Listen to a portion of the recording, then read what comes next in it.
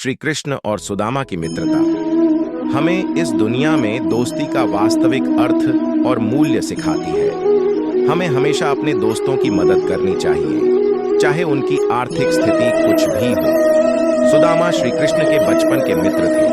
ऐसा माना जाता है कि सुदामा ने कृष्ण से मिलने और उनके कार्यों में भाग लेने के लिए तैयार होने के लिए पृथ्वी पर जन्म लिया था। उन्हें भगवान विष्णु का सच्चा भक्त भी माना जाता है। सुदामा का जन्म एक निम्न आय वाले परिवार में हुआ था।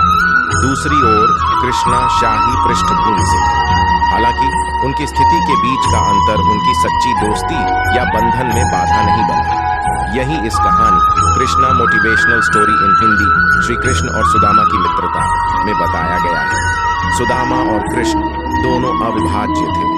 आज तक उनकी एकता ग्रह के आगे सच्ची मित्रता का एक उदाहरण है। अक्सर फ्रेंडशिप डे के शुभ अवसर पर उन्हें याद किया जाता है। एक साथ पढ़ाई खत्म करने के बाद कई सालों तक संपर्क टूटने के बाद भी उन्होंने दोबारा मिलने की उम्मीद नहीं छोड़ी। सुदामा के दिल और आत्मा में हमेशा भगवान कृष्ण थे और वे तब तक उनके बारे में सोचते रहे जब तक वे दोबारा नहीं मिले। जब सुदामा कई वर्षों के बाद कृष्ण से मिले तो वह पूरी घटना अविस्मरणीय और मार्मिक है। आज भी जब हम उस वक्त को याद करते हैं तो उन दोनों की दोस्ती, एक दूसरे के लिए जो प्यार था, उसके बारे में सोचकर हमारी आंखों में आंसू आ जाते हैं। भगवान कृष्ण और सुदामा बचपन के मित्र और गुरुकुल में सहपाठी थे और उन्होंने गुरु सांदीपनी के मार्गदर्शन में अध्ययन किया था। उनकी शिक्षा पूरी होने के बाद वे अलग हो गए, लेकिन न तो कृष्ण और न ही सुदामा अपनी दिव्य मित्रता को भूल पाए। कृष्ण और सुदामा दोनों बड़े हुए। सुदामा और उनकी पत्नी गरीबी से जूझ रहे थे, लेकिन वह धार्मिक मार्ग के प्रति समर्पित थे, लोगों को धार्मिक मार्ग सिखाते थे। इस बीच भगवान कृष्ण द्वारका के राजा बन गए। जब सुदामा और उनका परिवार गरीबी से बहुत पीड़ित था और उनके पास अपने बच्चों को खिलाने के लिए पैसे नहीं थे, तो उनकी पत्नी वसुंधरा ने सुदामा को उनके बचपन के दोस्त कृष्ण की याद दिलाई। लेकिन सुदामा ने केवल मदद के लिए यात्रा करने से इनकार कर दिया, क्योंकि वह कृष्ण का सच्चा भक्त था और न ही चाहता था कि वह स्वार्थी महसूस करे, क्योंकि वह वास्तव में एक शुद्ध और आध्यात्मिक ब्राह्मण था। सुदामा अंततः भगवान कृष्ण को संतुष्ट करने के लिए यात्रा करने के लिए सहमत हो गए। वह कपड़े के टुकड़े में कुछ पीटे हुए चावल बांधकर वहां से चला गया, क्योंकि उसे याद आया कि कृष्ण को पीटा हुआ चावल बहुत पसंद था। कृष्ण और सुदामा की दिव्य प्रतिज्ञा श्री कृष्ण ने सुदामा से पूछा, क्या तुम मेरे मित्र बनोगे? वह आत्मा कितनी भाग्यशाली है जिससे प्रभु स्वयं मित्रता मांगते हैं। सुदामा को अपनी निम्न स्थिति का एहसास है। उन्होंने कहा, लेकिन मैं एक गरीब ब्राह्मण हूं और आप एक राजसी हैं। हम कभी दोस्त कैसे बन सकते हैं? जरूरत के समय दोस्त एक दूसरे की मदद करते हैं, लेकिन मैं आपको कुछ भी नहीं दे सकता। श्री कृष्ण ने कहा, बस मुझसे वादा करो कि चाहे कुछ भी हो, हम हमेशा दोस्त रहेंगे। मैं आपके मित्र के रूप में यह प्रस्ताव प्रस्तुत करता हूं। मैं तुमसे कभी कोई ऐसी चीज नहीं मांगूंगा जो तुम मुझे नहीं दे सकते। यह सुनकर सुदामा ने श्री कृष्ण का मित्रता का प्रस्ताव स्वीकार कर लिया। द्वारका के राजा के महल में पहुंचते ही सुदामा ने द्वारपालों से भगवान कृष्ण को संतुष्ट करने के लिए उन्हें प्रवेश करने देने के लिए कहा। उन्होंने यह भी कहा कि कृष्णा उनके बचपन के दोस्त थे। यहाँ तक कि द्वारपालों ने भी उसके साथ पागलों जैसा व्यवहार किया, क्योंकि उसकी हालत इतनी खराब थी कि उसके कपड़े फट गए थे। लेकिन उन्होंने द्वारपालों से अनुरोध किया कि वे कृष्ण को उनके आगमन के बारे में सूचित करें। कई अनुरोधों के बाद द्वारपालों ने कृष्ण से सुदामा के बारे में पूछने का फैसला किया। द्वारपाल ने कृष्ण को सुदामा के द्वार पर आने के बारे में बताया। भगवान कृष्ण सब कुछ छोड़कर द्वार की ओर भागे, क्योंकि वे अपने मित्र सुदामा से मिलने के लिए उत्सुक थे। कृष्ण अपने पुराने मित्र को देखकर बहुत प्रसन्न हुए। उन्होंने सुदामा की सामाजिक स्थिति के बारे में सोचे बिना ही सबके सामने काफी देर तक उसे गले लगाए रखा। यहाँ तक कि हर कोई इतना हैरान था कि बेचारा ब्राह्मण द्वारका के राजा भगवान कृष्ण का सहयोगी था, जिसने ग्रह पर मित्रता शब्द की नई नींव रखी थी।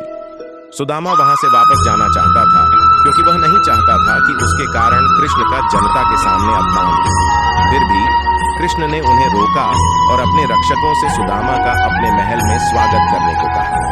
कृष्ण ने सुदामा का बड़े प्रेम से पुष्प वर्षा कर स्वागत किया। उन्होंने सुदामा को ईश्वरीय उपचार देने के लिए अपने हाथों से सुदामा के पैर धोए। कृष्ण ने अपनी दासियों से कहा कि वे सुदामा के सभी फटे हुए कपड़ों को उतार दें और उन्हें शाही कपड़ों में बदल दें ताकि उन्हें अधिक आराम महसूस हो।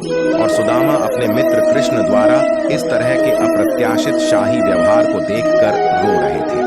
फिर कृष्ण ने सुदामा को अपनी दासियों द्वारा परोसे गए भोजन की पेशकश की और सुदामा अपने मित्र कृष्ण द्वारा इस तरह के अप्रत्याशित शाही व्यवहार को देखकर रो रहे थे।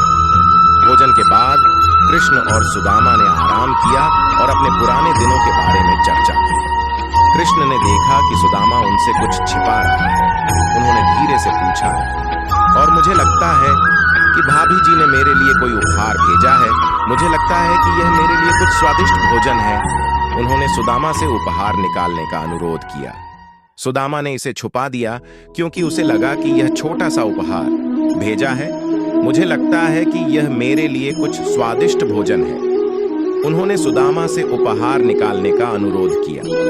सुदामा ने इसे छुपा दिया क्योंकि उसे लगा कि यह छोटा सा उपहार द्वारिका के राजा के लिए कुछ भी नहीं है। लेकिन कृष्ण ने उपहार को धीरे से स्वीकार कर लिया, जो कपड़े के टुकड़े से बंधे कुछ चावल थे, और कृष्ण ने उपहार की बहुत प्रशंसा की कि यह उपहार उनके जीवन में अब तक मिला सबसे अच्छा उपहार था, और उन्होंने इसे खाना शुरू कर दिया और चावल को अपनी पत्नी के साथ साझा किया। कुछ घंटों के बाद सुदामा ने अपने घर वापस जाने का फैसला किया। जाने से पहले कृष्ण ने कहा, पुरानी यादों पर चर्चा करते हुए वह सुदामा से आने का औचित्य पूछना भी भूल गए। उन्होंने धीरे से पूछा, द्वारका, कृष्ण के महल जाने का औचित्य क्या था? सुदामा ने सारा तनाव भूलकर धीरे से उत्तर दिया। उन्होंने उसे संतुष्ट करने का हवाला दिया। उनसे उनकी कोई मांग नहीं है। सुदामा ने अपने हृदय में कृष्ण के प्रति गहरी भक्ति लेकर महल छोड़ दिया। हमें भगवान के प्रति अपनी भक्ति और भक्ति के बदले में कुछ भी नहीं मांगना चाहिए। क्या ईश्वर हमसे बेहतर जानता है कि हम क्या चाहते हैं और क्या नहीं? हमें हर चीज के लिए भगवान पर भरोसा करना चाहिए, क्योंकि सब कुछ उसकी पसंद से होता है। ईश्वर हमसे कहीं बेहतर योजना बनाता है। सुदामा के मामले में कृष्ण ने उन्हें धन और संपत्ति से पुरस्कृत किया। भले ही सुदामा ने भगवान से कुछ भी नहीं मांगा। भगवान हमेशा सच्चे लोगों को इनाम देते हैं। आप सोच रहे होंगे कि कृष्ण ने सुदामा को केवल इसलिए पुरस्कृत किया क्योंकि वह उनका बचपन का मित्र था, लेकिन यह सही नहीं है। कृष्ण ने उन्हें पुरस्कृत किया क्योंकि अपने पूरे जीवन के दौरान सुदामा ने आध्यात्मिकता का मार्ग अपनाया और कई अन्य लोगों को धार्मिक कर्तव्यों के बारे में सिखाया। कृष्ण ने उसे केवल इसलिए पुरस्कृत किया क्योंकि वह एक अच्छा व्यक्ति था और भगवान चाहते थे कि वह अधिक ऊर्जा और उत्साह के साथ इस आध्यात्मिक पथ को जारी रखे। यह कृष्ण और सुदामा के वचन की सुंदरता थी। मॉरल: हमें हमेशा अपने दोस्तों की मदद करनी चाहिए, चाहे उनकी आर्थिक स्थिति कुछ भी हो।